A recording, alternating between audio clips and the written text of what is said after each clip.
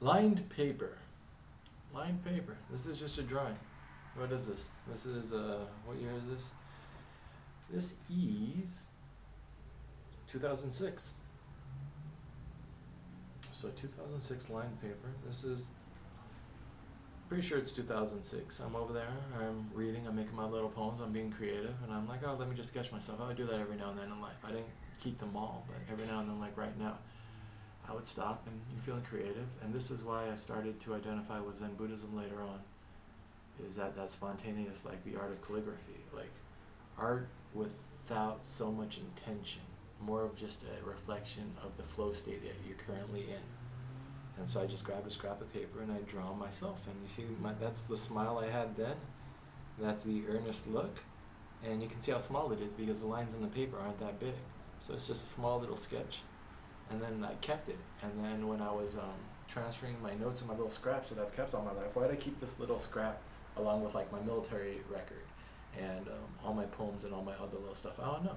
I kept it, I took a picture of it. This is also something that I'm curious about as far as how technology can help us create our identities or develop our identities. Is this should be a part of it. It's like Snapchat, and you live so much of throwaway stuff, which you don't want to keep everything, you know. So yeah, I understand that, and secrecy and privacy.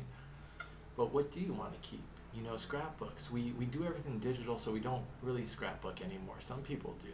We don't really journal anymore. So you want to have ownership on the scraps that you do keep, so you can, like totems, that goes back through all of culture. We've always had totems that people keep and hold, and some of the earliest artifacts are totems. We know that culture and human societies are sentimental, and we attach meaning onto objects, and all of like early cultures and early civilizations have like symbolic, like what they wear on their heads and their necklaces and everything. They're like, we like we put meaning onto objects and symbols and totems, and then we carry them with us. And this is an example of that.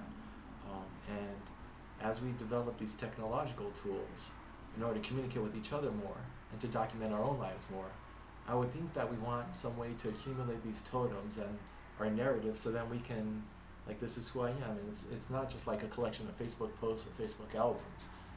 And that's where I feel like there's some space for me and my ideas in that field, is that they're doing a terrible job of it. Hold on, focus. I feel like it won't focus unless I say focus. Focus.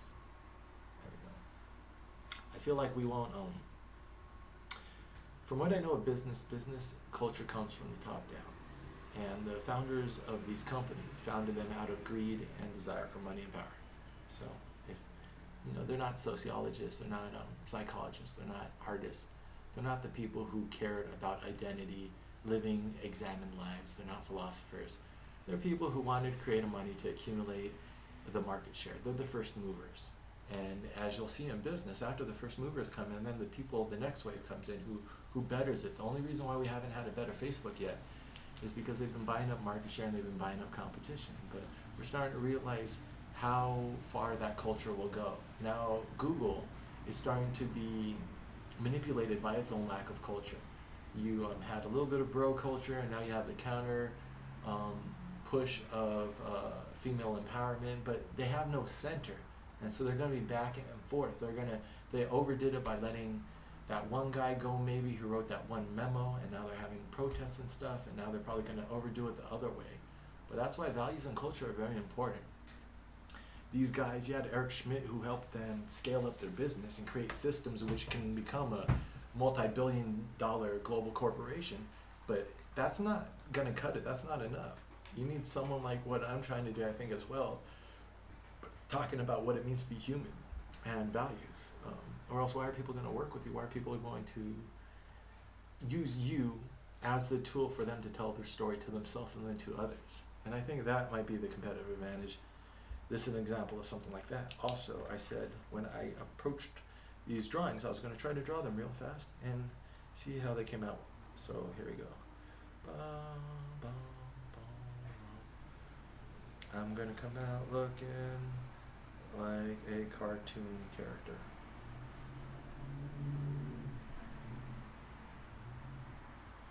But it's more of a practice, not so much about getting it perfect, but about getting into that state of like just doing it. Why not? It's like a test, is what it is. It's like a test of, all right, and when it comes out good, great. And if it comes out bad, it's like, don't hold it against yourself. You'll have more. You have plenty more chance in your life to create shitty drawings. You know, it's to not be superstitious about creating, because if you put too much effort, there's this Kanye song that says, "When you try hard, you die hard." He has a lot of intuitive knowledge about what it means to be an artist. I don't agree with everything that guy says.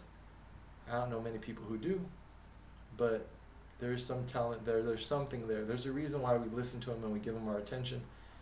And I think it's because he's really connected to that artistic side of him at his best.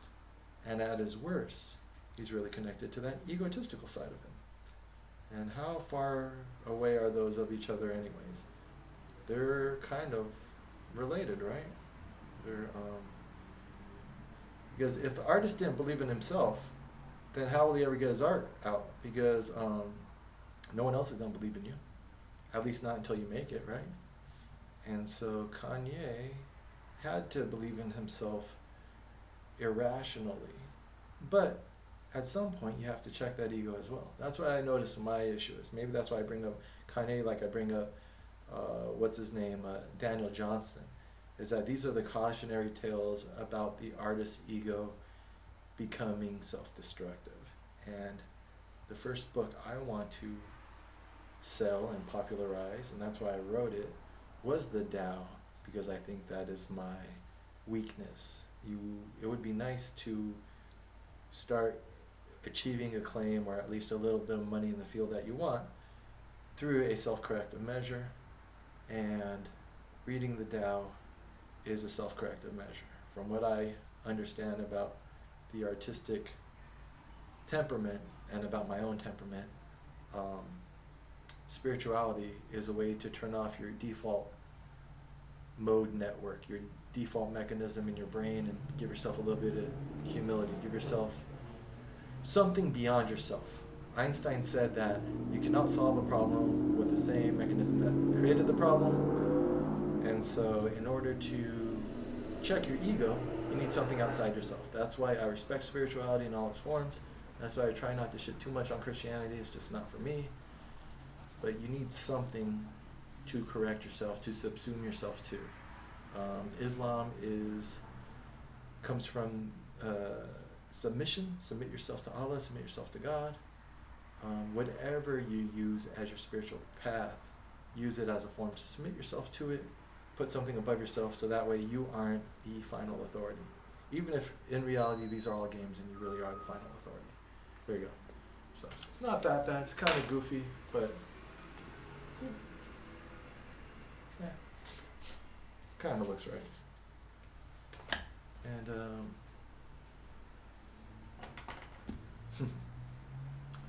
yeah, it's fun. But yeah, when I was reading Plato, The Republic for the first time this year, just trying to, really get to the heart of Western culture. What's really wrong here? Do we have to throw everything out? And it's like, no, actually, this is a pretty good foundation. His wisdom stands up. The way he talks about a bad ruler, you could see a lot of his predictions holding true in the Trump administration about how an unjust ruler will be captive within their own mechanisms because of their character flaws. He relates to art. He relates to music. But in the sections that I liked, he talks about music and patterns. And you can get into the numerology of it. I think he brings up some specific patterns and numbers. But I take it more as aesthetics. Is that the patterns of music that, they're ancient classical culture. So I'm sure for them, the very fact of music is mind-blowing, sort of like our technology. Oh shit, you have these fractions and measurements which then can produce the sound and this complexity you can derive from these simple patterns built upon each other. And that's why they had cults of religious mathematics, because once you invent geometry and you realize how much complexity can be built upon these patterns, yeah, it's like a religious experience. So he invokes them in his term for morality. that like we have these moral patterns just like we have these musical patterns, and so that's why I think the arts are important. Is that a person's sense of aesthetics, I think, is a reflection of their sense of morality or their capacity for morality. Maybe they're not using it, but I think there's a connection somewhere between aesthetics and morality there. That's what Keats said too. In the Ode to a Grecian Urn, he said, "Beauty is truth, truth beauty. This is all you know on earth, all you need to know." So in the arts, we hear that a lot, that truth and beauty are interrelated. It's not a large step to go from there to say that morality and aesthetics are related. I haven't read the Poetics, but maybe Aristotle said something like that too.